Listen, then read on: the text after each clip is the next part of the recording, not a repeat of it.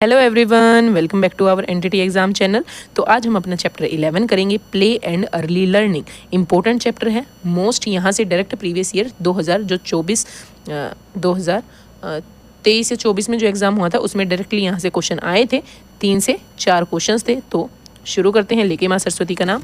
Play is universal and all of us agree that play in early childhood is children path to uncovering, discovering and learning about the secret of physical social world.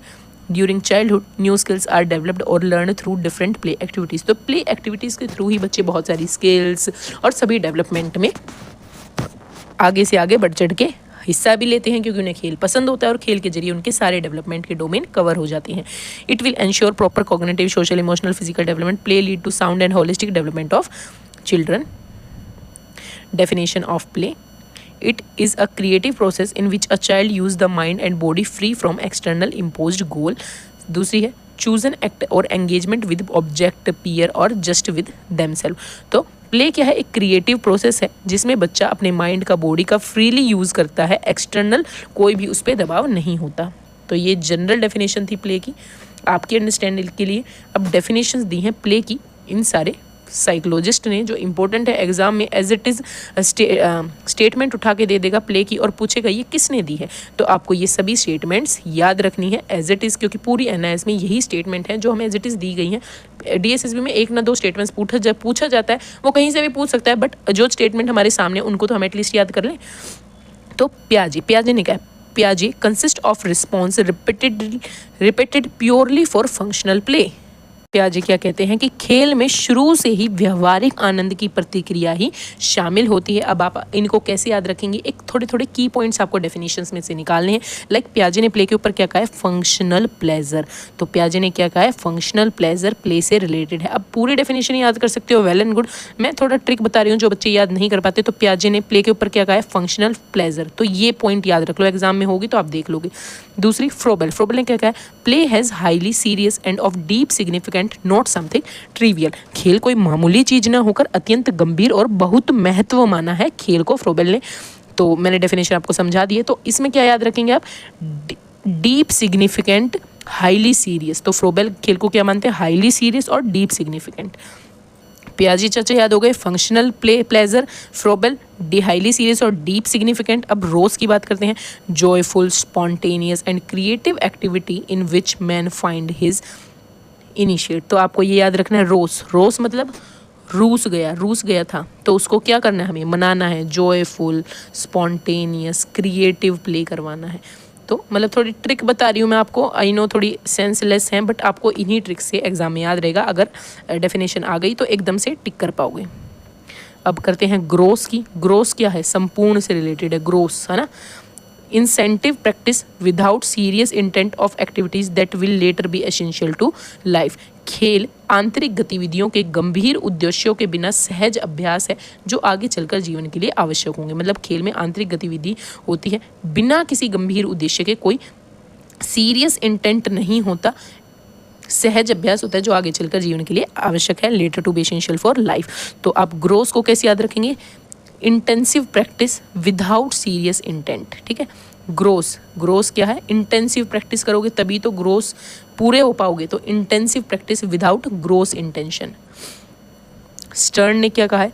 A free self contained activity that has no any inherent goal that is initiated and directed by interesting motivation and that provide satisfaction from the activity of playing itself. तो ये हमारे stern ने कहा है कि खेल एक स्वतंत्र आत्मनियंत्रित क्रिया है जिसका एक स्वाभाविक लक्ष्य होता है, आंतरिक प्रेरणा से निर्देशित और आरंभ होता है, जो खेलने की प्रक्रिया द्वारा अपने आप संतुलित हो जाता है। तो स्टर्न का हम कैसे याद रखेंगे? इसने कहा है directed by intrinsic motivation. Stern ने क्या कहा है? खेल क्या है? Directed by intrinsic motivation. अब मोंटेंसरी को देखते हैं। तो Montessori resemble the unending activity of the flowing stream और the growing tree. Play is the work of child. तो मोंटेंसरी क्या कहती है? Play is the work of child, बच्चे का काम है। अनएंडिंग एक्टिविटी और फ्लोइंग स्ट्रीम, इसको याद रखना। अनएंडिंग एक्टिविटी कौन कह रही है? Montessori. Play is a work of child. ठीक है, अब कहते हैं हरलोक। any activity that is directed towards an end other than enjoyment cannot be rightly called play। आनंद के अतिरिक्त किसी भी अन्य उद्देश्य की ओर निर्देशित कोई भी गतिविधि सही मायने में खेल नहीं हो सकती। मतलब मेन इन्होंने किसको माना, एंजॉयमेंट को। Any activity that is directed toward an end other than enjoyment, तो एन्जॉयमेंट के अदर देन कोई भी एक्टिविटी वो सही मायने में खेल नहीं है। तो हर लोग ने एन्जॉयमेंट को इंपॉर्टेंस दी है। अब एक बार देख लेते हैं पियाजे ने क्या कहा, फंक्शनल प्लेजर, फ्रोबेल ने highly serious deep significant, Ross ने joyful spontaneous creative activity, Groos ने क्या कहा, intensive practice and without serious intent, Stern ने क्या कहा है कि खेल directed by intrinsic motivation, Montessori ने क्या कहा है, unending activity for flowing stream, और हरलोक ने क्या कहा है, इंजॉयमेंट ही सब कुछ है। होप आपको ये ट्रिक से याद हो गई होंगी।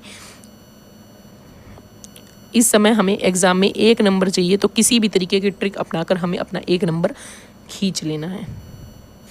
अब इम्पोर्टेंस ऑफ प्ले देखते हैं। Importance of play, it facilitate child growth and development. आपको इंपॉर्टेंस पता है, आई नो, बट एक बार NCFFS NIS के अकॉर्डिंग देख लेते हैं क्या क्या इन्होंने इंपॉर्टेंस बताई है। Play is the natural method of teaching child. During play, children get opportunity to exercise their limbs, learn new words, interact with peers, exchange ideas, share their thought and feelings, learn how to work, learn how to obey others, learn how to discipline, increase the power of reasoning, imagination and thinking। तो ये सारी importance है। अब value of play क्या है, play is a universal phenomena, okay, it benefit children in their all round development and growth. The most important values of play, क्या important values हैं, ये इंपॉर्टेंट मुझे भी लगता है, यहाँ से एग्जाम में क्वेश्चन आ सकता है। Value of play, physical value है, सोशल वैल्यू है, कॉग्निटिव वैल्यू है, मोरल वैल्यू है, थेरेपेटिक वैल्यू है, रिक्रिएशनल वैल्यू है और एजुकेशनल वैल्यू है। ये सारी डिटेल में मैंने जब आपको NIS की डिटेल समरी करवाई थी, उस डिटेल चैप्टर पढ़ाया था हमने, करेक्ट किया था, उस समय मैंने एक्सप्लेन किया था। अब एक्सप्लेन करने का समय जा चुका है। जिसको एक्सप्लेनेशन चाहिए, यहाँ समझ नहीं आ रहा, वो पूरी वीडियो देख के आओ, प्लेलिस्ट मिलेगी आपको, वहाँ से देख लेना। जिन्होंने कर रखा है उनके लिए इनफ है, उनको अच्छे से समझ आ रहा होगा। अब टाइप ऑफ प्ले, प्ले कितने प्रकार के हैं इसके ऊपर बताया गया है। पियाजे ने प्ले को 3 प्रकार के बताया है, practice play, symbolic play, game with rule. Practice play 0 to 2 year, symbolic play 2 to 7 year और game with rule 7 to 11 year. Smilansky ने 4 प्ले बताए हैं, functional play, constructive play, dramatic play, game with rule. Parten ने 6 प्रकार के खेल बताए हैं और इन्हीं पे प्रीवियसली क्वेश्चन पूछा गया था। तो पैटर्न ने unoccupied play, solitary play, Onlooker play, parallel play, associative play और हमारा कोऑपरेटिव प्ले। तो इनकी एज ग्रुप भी याद होनी चाहिए। अब सबसे पहले एक बार देख लो अच्छे से इन सारे खेलों को, फिर आँख बंद करके मेरे साथ बोलेंगे, प्रैक्टिस करेंगे। होप पढ़ लिया होगा। आइज क्लोज करो। पियाजे ने कितने प्रकार के खेल दिए हैं? 3। कितने प्रकार के? 3। Practice play 0 to 2, symbolic play 2 to 7, game with rule 7 to 11। ठीक है, पियाजे हो गया, 3 प्रकार के खेल दिए हैं, ठीक है, इजी था। स्माइलेंस्की ने 4 प्रकार के खेल दिए हैं, आंखें बंद करो। फंक्शनल प्ले फर्स्ट स्टेज बताई है, constructive play, dramatic play, game with rule. दोबारा से करेंगे एक बार और, functional play, constructive play, dramatic play, game with rule. एक बार लास्ट बार करेंगे, functional play, constructive play, dramatic play, game with rule. तो फंक्शनल प्ले क्या था? फर्स्ट स्टेज है, याद रखना इंपॉर्टेंट है। फंक्शनल प्ले में फर्स्ट स्टेज है, constructive play, dramatic play, game with rule. अब पार्टन ने अनऑक्यूपाइड प्ले 0 to 2 ईयर, पहले एक बार देख के कर लेते हैं। अनऑक्यूपाइड प्ले क्या है? 0 to 2 ईयर का है। अनऑक्यूपाइड प्ले में बच्चे खेलने में दूसरे बच्चों के साथ इन्वॉल्व नहीं होते, बट ये इंपॉर्टेंट है एक्सप्लोरेशन और डेवलपमेंट के लिए। सॉलिटरी प्ले जिसमें बच्चा अकेला खेलता है, दूसरे के साथ, जो दूसरे के खेल में उसको कोई रुचि नहीं होती। ऑनलुकर प्ले दूसरे को खेलता हुआ देखता है बस, बट शामिल नहीं होता। 2.5 से 3.5 ईयर का बच्चा इसमें शामिल होता है। पैरेलल प्ले 2 मतलब ये दोनों का सेम एज ग्रुप है। पैरेलल प्ले में क्या होता है? साइड बाय साइड एक दूसरे से खेल रहे होते हैं, प्ले विथ सिमिलर टॉयज होते हैं, एक दूसरे को मिमिक करते हैं, थोड़ा बहुत संपर्क होता है, बट एक दूसरे से सीखते हैं। एसोसिएटिव प्ले 3 to 4 ईयर का होता है। Children begin to play together but do not focus on common goal. एक गोल नहीं होता, एक साथ खेल रहे होते हैं। बच्चे अपने खिलौने बदल सकते हैं, खेल के नियम नहीं जानते तोड़ सकते। कोऑपरेटिव प्ले में बच्चा प्रॉपर टीम स्पिरिट दिखाता है, समूह के साथ खेलता है, एक लक्ष्य मानता है।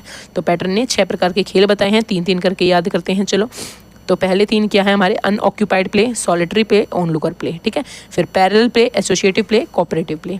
अब आग बंद करेंगे, आग बंद करके बोलेंगे unoccupied play 0 to 2, solitary play के बाद ऑनलुकर प्ले, फिर parallel play, associative play, cooperative play. Hope आपको तीनों प्ले याद हो गए होंगे। यहाँ से क्वेश्चन बन सकता है। How to play develop, play कैसे डेवलप होते हैं।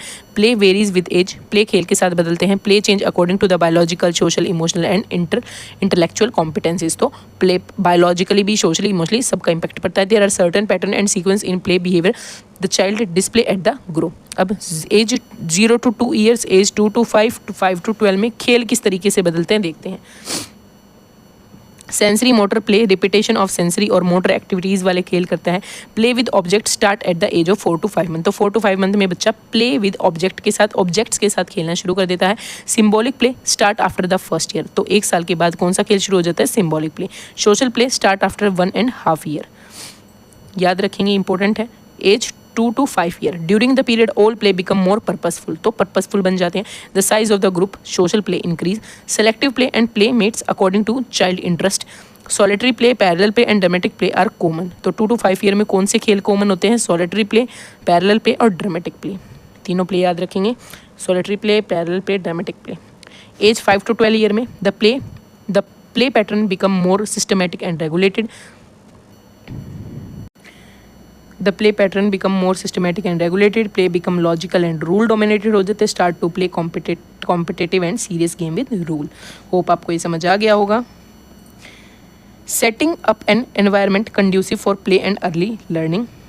With the understanding of play and importance of play in children learning, it is important to understand the importance of environment in which child play. तो environment should be attractive होना चाहिए and accessible होना चाहिए, which compel child to engage and led to play. Absence of sensory material and just empty space will not be rich in promoting play. तो empty space नहीं होना चाहिए, बच्चे का environment rich होना चाहिए. Understanding of children pattern of play and provide an environment rich in play. Proper organization and arrangement of play materials, other equipments influence children activity and play behavior. Open and spacious play allowed children free movement. How to design a conducive environment for a play.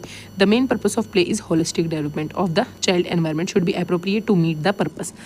The points that one should keep in mind while planning are easy to supervision and guidance, attention to safety, maximum provision of space for free movement, cater to sphere of interest, satisfy the need of group, satisfy the need of child. Individual activities which are special should be arranged in a readily available place. Similar activity may be kept at one place. Shelves and furniture, मतलब जो similar activities हैं उन सभी का सामान एक shelf पर रखा होना चाहिए. Material should be easily accessible होना चाहिए सभी बच्चों के अनुसार, उनकी एज, जेंडर, हाइट के अनुसार. इंडोर अरेंजमेंट और आउटडोर अरेंजमेंट कैसे कर सकते हैं. इंडोर अरेंजमेंट में क्या क्या आएगा, डोल कॉर्नर हो, ड्रामेटिक एरिया हो, ब्लॉक और कंस्ट्रक्टिव एरिया हो, library, book and puzzle area, art area, discovery corner, music and movement corner. Outdoor में outdoor play are also need to be divided for particular play. The position of certain equipment can be arrange according to the seasonal change like winter and summer as per need of convenience of the players.